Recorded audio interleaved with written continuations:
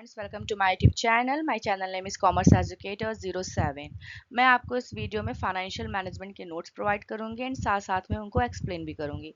अगर आपको मेरी वीडियो अच्छी लगे so don't forget to like, share and subscribe my YouTube channel.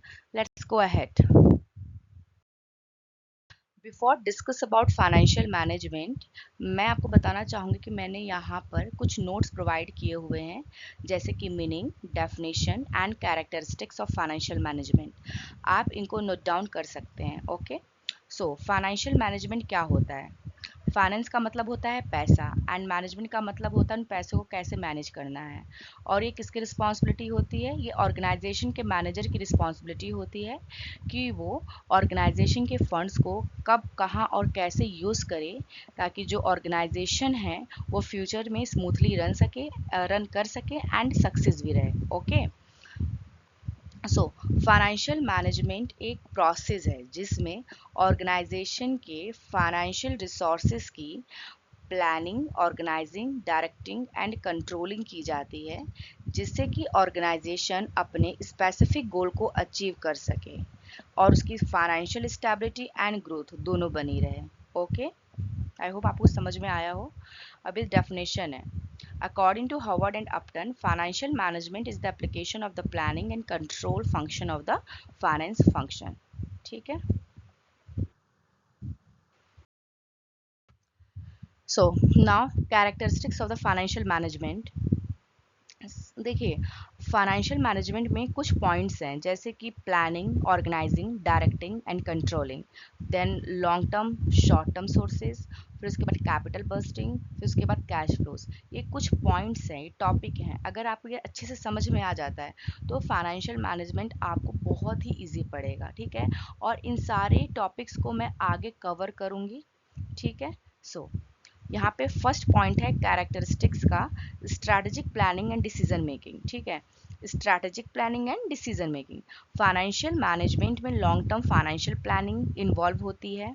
ठीक है, फिर उसके बाद फाइनेंशियल गोल सेट किए जाते हैं, फिर उसके बाद डिसीजंस बनाए जाते हैं।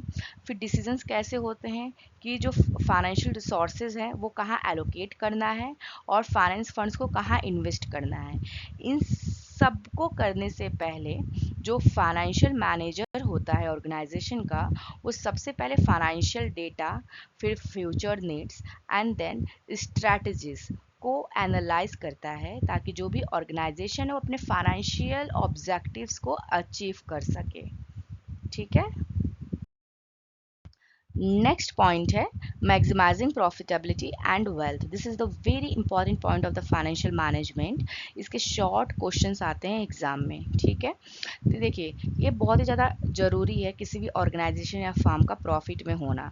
अगर ये प्रॉफिट में होगा तो ऑर्गेनाइजेशन की वैल्यू बढ़ेगी, और ऑर्गेनाइजेशन की वैल्यू बढ़ने के साथ साथ शेयर होल्डर की भी वैल्यू बढ़ेगी, जिससे कि उनकी जो वेल्थ भी इंक्रीज होगा। ठीक है, नेक्स्ट पॉइंट है ensuring financial stability and liquidity, जो कि हम पहले भी पढ़ चुके हैं कि अगर ऑर्गेनाइजेशन की फाइनेंशियल रिसोर्सेज वो अच्छे से एलोकेट हो, फाइनेंशियल नीड्स अच्छे से आइडेंटिफाई हो, फाइनेंस को कहाँ, कब, कैसे इन्वेस्ट किया जाना चाहिए, अगर इन सब की इंश्योरिटी रहती है तो ऑफ कोर्स ऑर्गेनाइजेशन की फाइनेंशियल स्टेबिलिटी बनी रहती है, ग्रोथ बनी रहती है एंड लिक्विडिटी बनी रहती है एंड फाइनेंशियल रिस्क भी कम रहता है। नेक्स्ट पॉइंट है रिस्क मैनेजमेंट एंड कंट्रोल।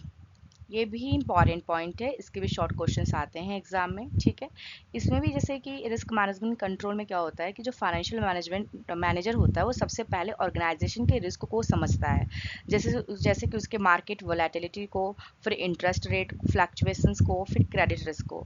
फिर उसके बाद ये स्ट्रैटेजी बनाता है जिससे कि जो ऑर्गेनाइजेशन का रिस्क है उसे मैनेज कर सके एंड देन कंट्रोल कर सके। इसमें फिर उसके बाद है cost control and financial control. Cost control कैसे करता है? कंट्रोल ये इसे अननेसेसरी एक्सपेंसेस को रिड्यूस करता है एंड उसके बाद प्रॉफिटेबिलिटी को इम्प्रूव करता है। फाइनेंशियल कंट्रोल फाइनेंस को कैसे कंट्रोल करता है? फाइनेंशियल परफॉर्मेंस को मॉनिटर करके। ठीक है, फिर उसके बाद कुछ रूल्स बनाता है जिससे कि जो फाइनेंस हो ऑर्गेनाइजेशन का वो काफ़ी अच्छे तरीके से अच्छे वे में इन्वेस्ट हो।